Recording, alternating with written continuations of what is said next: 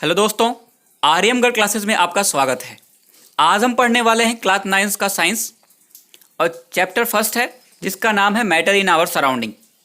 अगर मेरे साथ आपको साइंस पढ़नी है, बेहतर तरीके से पढ़नी है, तो आप अपने साथ पेन और पेपर साथ लेकर बैठेंगे। अगर आपके पास बुक अवेलेबल है तो आप बुक लेके बैठेंगे। बुक में जो मैं ध्यान देने वाली चीज़ें हैं, फोकस करने वाली चीज़ें हैं, उनको हाईलाइट कराऊंगा। आप हाइलाइटर या पेन से हाईलाइट कर सकते हैं। आप सभी ने एक कहानी सुनी होगी कछुए और खरगोश की। खरगोश की रफ्तार तो काफ़ी तेज़ होती है, जबकि कछुए की रफ्तार काफ़ी धीरे होती है। लेकिन जीत किसकी होती है? कछुए की होती है। क्यों? क्योंकि कछुआ जो है अपनी रेगुलरिटी मेंटेन करके रखता है, जबकि खरगोश की रेगुलरिटी मेंटेन नहीं होती। इसलिए इस कहानी से हमें यह सीख मिलती है कि हमें अपनी रेगुलरिटी मेंटेन रखनी है, चीज़ों को स्किप नहीं करना है, धीरे धीरे सीखना है। आप क्लास में देखते होंगे जो बच्चे जितनी तेज़ी से चीज़ों को सीखते हैं वो उतना ही तेज़ी से भूलते भी हैं। यह प्रकृति या नेचर का भी रूल है कि जो जल्दी सीखेगा वो जल्दी चीज़ों को भूलेगा भी। ठीक है, चलिए हम इन सारी बातों और भी आगे करते रहेंगे और सारी बातें आपको मोटिवेट भी करते रहेंगे। तो हम स्टार्ट करते हैं मैटर इन आवर सराउंडिंग के बारे में। आप घर में रहते होंगे तो आपके घर में कितने सारे मैटर होंगे, जिसकी हिंदी होती है पदार्थ। आपने देखा होगा कि आपके घर के चारों तरफ या आप जिस घर में रहते होंगे, फैन होगा, वाल होंगे, टेबल होंगे, चेयर होंगे, ये सारे के सारे क्या है? मैटर हैं। और आपकी ये सराउंडिंग में है। तो इन्हीं चीज़ों को हमें पढ़ना है। आप चीज़ों को प्रैक्टिकली पढ़ेंगे और उसको यूज कैसे करना है। अगर आप यूज करना, साइंस को अगर यूज करना आपने सीख लिया तो साइंस बिल्कुल आपके लिए आसान होगी और आपको इसमें काफ़ी मज़ा भी आएगा पढ़ने में। चलिए स्टार्ट कर लेते हैं। As we look at our surrounding we see a large variety of things with different shape. जब हम अपने सराउंडिंग में देखते हैं, अपने चारों तरफ देखते हैं, तो हमें लार्ज वैरायटी में, काफ़ी सारी वैरायटी में बहुत सारी चीज़ें दिखती हैं।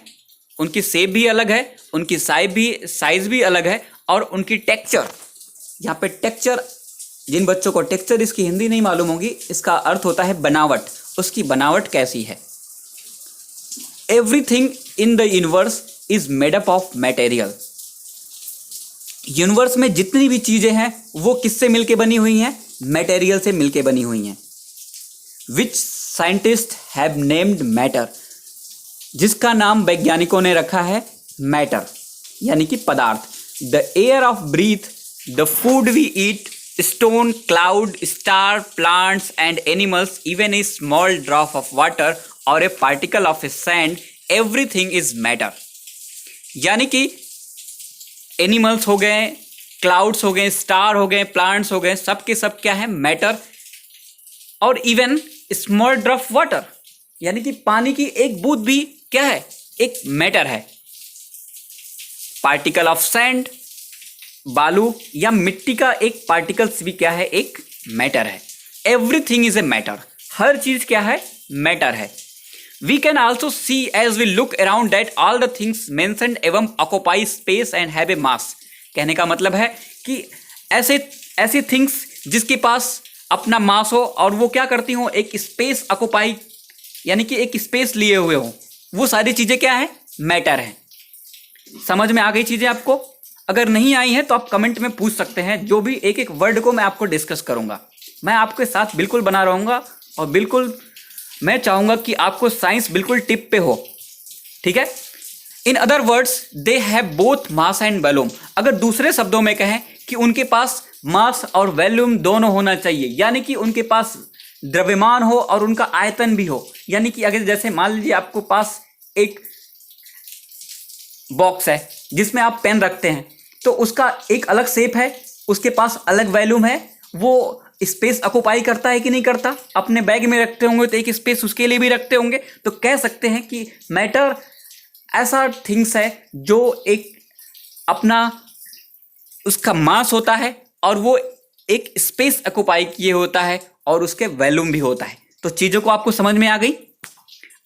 बात करते हैं, since early times human beings have been trying to understand their surrounding, early Indian philosopher classified matter in the form of 5 basic element, the panch तत्व।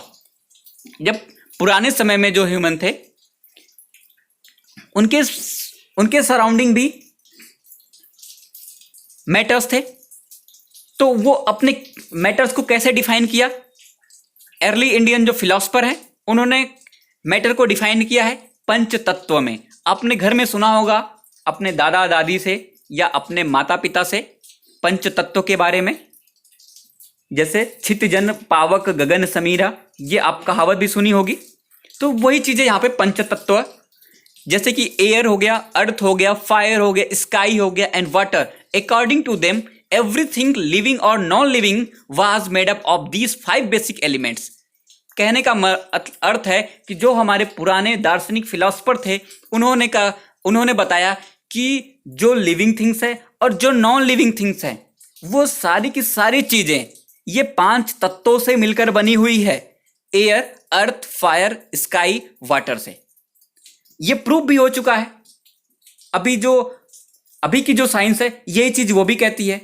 यानी कि जो हमारे पूर्वज या हमारे जो फिलोसफर पहले के थे उन्होंने पहले ही बता दिया था कि पंच तत्व के बारे में, मैटर्स के बारे में पहले ही डिस्कस कर दिया था। कोई नई चीजें हम नहीं सीख रहे हैं, ठीक है। Ancient Greek philosopher had arrived at a similar classification of matter. जो ग्रीक फिलोसफर हैं वो भी यही चीजों पे पहुंचे, पंच तत्व के बारे में। पंच तत्व पे ही इन्होंने क्लासिफाइड कर दिया मैटर्स को। Modern day scientists have involved 2 types of classification of matter based on their physical properties and the chemical nature. जो अभी के साइंटिस्ट हैं, जो मॉडर्न साइंटिस्ट हैं, उन्होंने मैटर को क्लासिफाइड किया है, 2 तरीके से क्लासिफाइड किया है, फिजिकल प्रॉपर्टीज और उसकी केमिकल प्रॉपर्टीज। फिजिकल यानी कि उसकी जो भौतिक प्रॉपर्टी क्या है और उसमें केमिकल चेंजेस क्या होते हैं, इनके आधार पर उन्होंने मैटर्स को डिफाइन किया है।